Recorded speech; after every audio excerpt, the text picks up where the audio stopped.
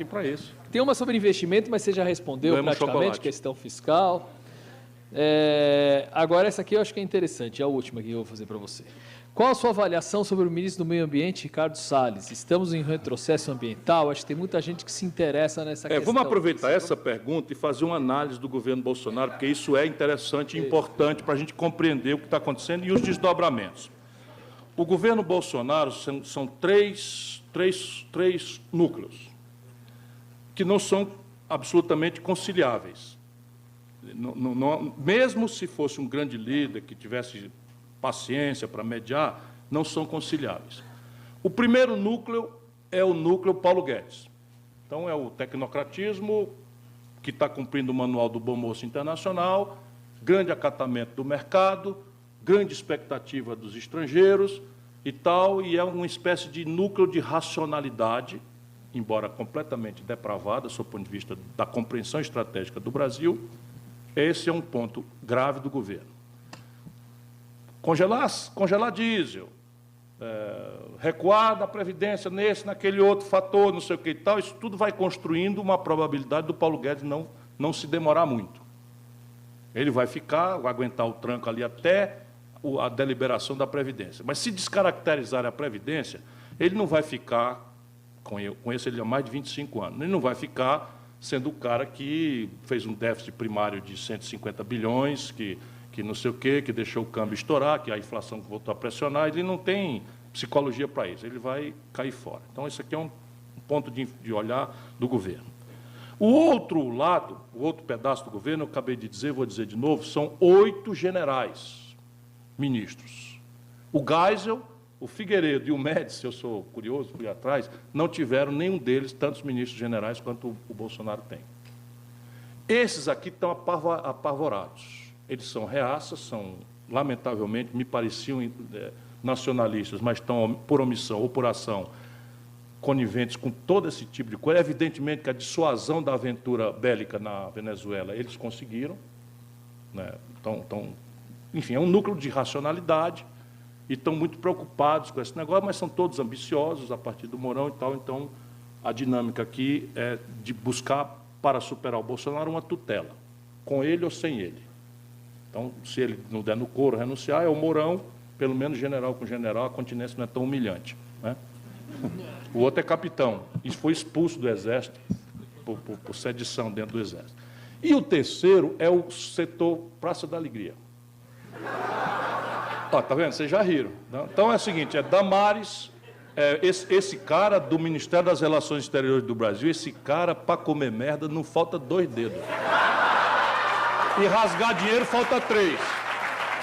Deixa eu explicar para vocês, porque às vezes as pessoas não entendem as expressões cearenses. É porque lá no Ceará, o critério de julgar se alguém é louco ou não é se ele rasga dinheiro e come merda. Se não rasgar dinheiro e comer merda, não é doido. Está se fazendo. Então, esse daí, falta 2 dedinhos para comer merda e 3 dedos para rasgar dinheiro. É um alucinado, completo. Isso não pode continuar. Isso aqui é a 8ª economia industrial do mundo. É o ministro das Relações Exteriores. Este é uma lição, eu não quero saber o nome, porque ele vai ser o fato também, vai ser o breve, né? vai ser breve. E responde a este gozador, que eu conheço há muitos anos, é um gozador, professor Olavo de Carvalho, vou chamar de professor, né? Que abandonou por tédio o estudo ao 3º ano primário. Nenhum problema, provavelmente Aristóteles não fez a universidade. É nessa companhia que ele gosta de ser posto, então não faz mal nenhum eu colocar, mas... É um pensador, pensa que é filósofo, pensa... Mas repare, vamos lá. E nessa categoria está o ministro do Meio Ambiente. O Bolsonaro considera que a política de meio ambiente, e nisso ele é ajudado por uma fração muito boa da opinião brasileira, que, descuidada da grande questão de projeto nacional, transformou a questão ambiental numa questão identitária, como se isso fosse possível. Nós temos que introduzir a questão ambiental como premissa que perpassa toda a nossa compreensão de desenvolvimento. Senão nós caímos nessa coisa que deu no Bolsonaro. Vocês não têm ideia, o Bolsonaro tirou 80% do Acre, tirou 80% de Roraima. Tirou por quê? Porque você chega lá e esculhambar o IBAMA, esculhambar o Ministério do Meio Ambiente, é música. Por quê? Porque é uma geração que ou ela mesma ou os seus filhos que assistiram migraram do Nordeste, do Sul, porque os militares chamaram para ocupar a Amazônia.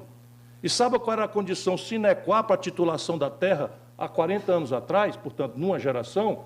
Desmatar. Então, você quer o título da terra? Me traga aqui a fotografia que você desmatou. Aí o cara, de repente, agora é um criminoso.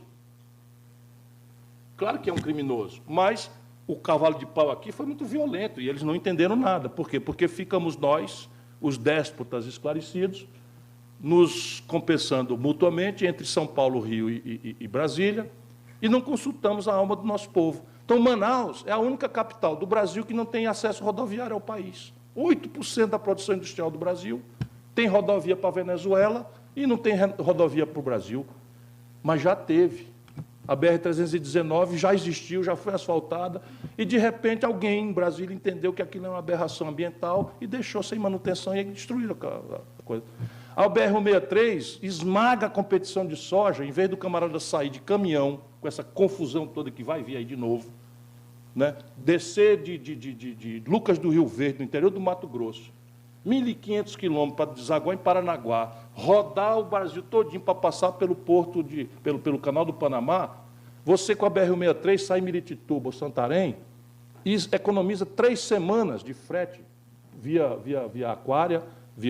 aquaviária e mar. Então, essas coisas a gente precisa colocar como elemento central. Esse cara está lá porque o Bolsonaro foi pressionado para não extinguir o Ministério. Aí ele, ruinzinho que é, disse assim, tá bom, então eu vou trazer um vagabundo, um canalha, e vou botar aqui com a tarefa de destruir. É um vagabundo e um canalha agora por outras razões. E eu sei que ele é um vagabundo e um canalha porque o meu filho, muito doente, foi operado aqui, e eu não vou esquecer isso jamais, e no dia que ele foi desinternado, que ficou bom, correu o risco de vida, eu fui num restaurante com a mãe dele, e de repente o meu telefone começou a acender 50 vezes, e era gente me avisando do seguinte post: atenção, pessoal, o Ciro Gomes foi visto no restaurante tal, tomando um vinho, que eu não tomo vinho porque não me dou bem com bebida fermentada, de não sei quantos R$1.000, e eu pago R$1.000 para quem for lá hostilizar esse cara. Ponto. Cuidado, porque ele é esquentadinho.